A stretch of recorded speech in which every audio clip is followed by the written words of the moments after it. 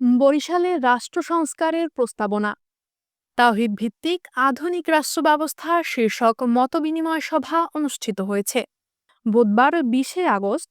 Barishal press ক্লাবে আধুনিক রাষ্ট্র ব্যবস্থার প্রস্তাবনা তুলে ধরে হেজবুত তাওহীদ।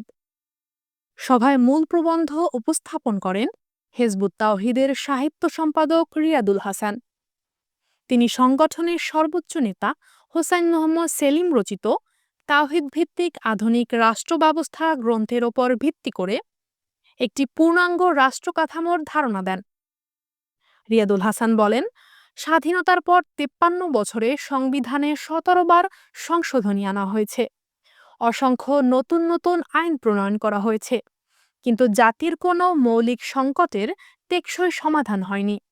এর কারণ হল মানবরচিত জীবন ব্যবস্থা। এই ব্যবস্থা দিয়ে কোনো ব্যক্তি বা দলের পক্ষে শান্তি প্রতিষ্ঠা করা সম্ভব নয়। তিনি আরও বলেন, আমরা ব্রিটিশ ঔপনিবেশিক আইন দ্বারা পরিচালিত হচ্ছি, যা ইসলামেরও হাজার বছর পুরনো, অথচ অনেকে কোরআনের বিধানকে 1400 বছরের পুরনো বলে মনে করেন। ব্রিটিশ আইনের অন্ধ অনুকরণ দেশে মামলার জট বাড়াচ্ছে এবং সমাজে অন্যায় অবিচারের মাত্রা বেড়েই চলেছে। রিয়াদুল বলেন, আধুনিক পদ্ধতিতে জনপ্রতিনিধি নির্বাচনের প্রক্রিয়ার সাথে ইসলামের বিরোধ নাই। ইসলামেও মুসল্লিদের অসন্তুষ্টি নিয়ে কেউ ইমামতি করতে পারে না। ইমাম অবশ্যই মুসল্লিদের সমর্থিত হতে হবে, তাকে নিঃস্বার্থভাবে আনুগত্য করতে হবে। নামাজের নকশাটাই মুসলমান সমাজের জন্য দৃষ্টান্ত, যেখানে ইমামের আনুগত্য করা, তার প্রতি সমর্পিত হওয়া, তাকে সমর্থন করার শিক্ষা দেয়া হয়। জোর জবরদস্তি করে আনুগত্য আদায় করা ইসলামের নীতিবিরুদ্ধ।